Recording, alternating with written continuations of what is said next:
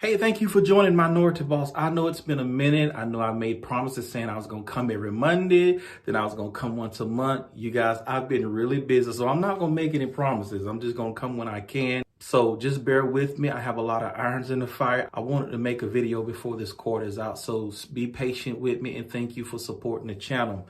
We want to talk about minorities in leadership. I have experience in this area, and what really spurred this conversation was I was doing research on social status, and research indicates that minorities, doesn't have to be Black or Hispanic, women, people with atypical political status, atypical viewpoint, atypical language, all those things make minorities. So we know that the typical leadership model is the masculine, dominant Caucasian male. This is not a racist channel. I'm just presenting the facts. Y'all know I'm doing research in diversity in senior management, and all these things I'm discovering about diversity. So this spurred the conversation about minorities in leadership. And what's so interesting is a lot of minorities do not apply for upper leadership roles because they feel they lack qualifications or they feel inadequate.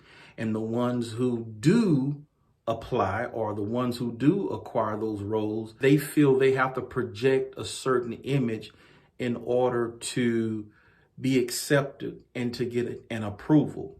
So many times we'll say, well, this person was like this, but now she or he is in leadership role and now they're acting funny. Now they're acting like this. Now they think they're all that since they got a little power.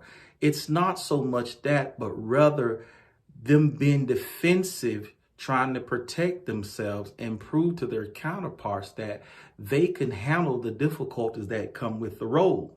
So that's why a lot of times they seem very harsh and mean when a minority gets in those positions, because it's a lot of pressure. The rules have already been created. According to research, we're going into a realm, another world that's not minority oriented. So we have to learn the ropes, so to speak, play the game, some people will say, swim with the sharks, however you want to call it. We have to be deprogrammed and relearn the ways. And sometimes that's not the easiest thing to do, but it really explained what I've seen over the years. I really didn't have a name for it, and we misconstrued it because we didn't understand.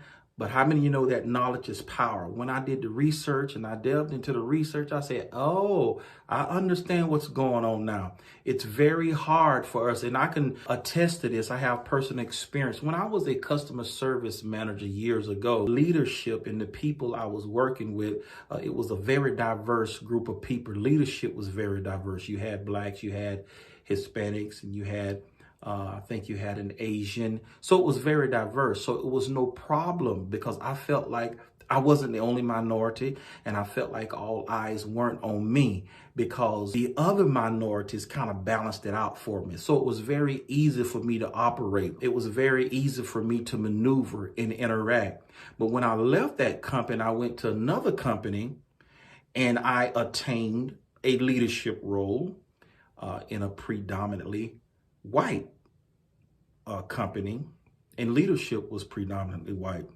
At that point, I felt very uncomfortable, much like what I explained earlier. I felt inadequate. I felt like I didn't know enough. My managing counterparts operated in the role very smoothly. They were able to interact with peers and other managers just like it was a piece of cake. But I was very nervous because I felt like I had to dot every I and cross every T because I was going to be judged harsher because I was a minority, because of the perception that comes with being a minority. So I took that into that role, And it caused my behavior to be very nervous and things. This is the first couple of years in that role. Right now, I'm very comfortable. Again, once you get a lot of knowledge under your belt and you've been in the place for a long time, you kind of get used to it and you don't worry about those things anymore. So I'm very comfortable at doing what I'm doing now, and I can speak up now. Whereas before, you were kind of concerned if you're going to say the wrong thing because you know the odds were against you. If you said this here, you might lose your role or get demoted or terminated, whatever the case. These are the things that go through your mind as a minority because you know the perception out there and the stereotypes.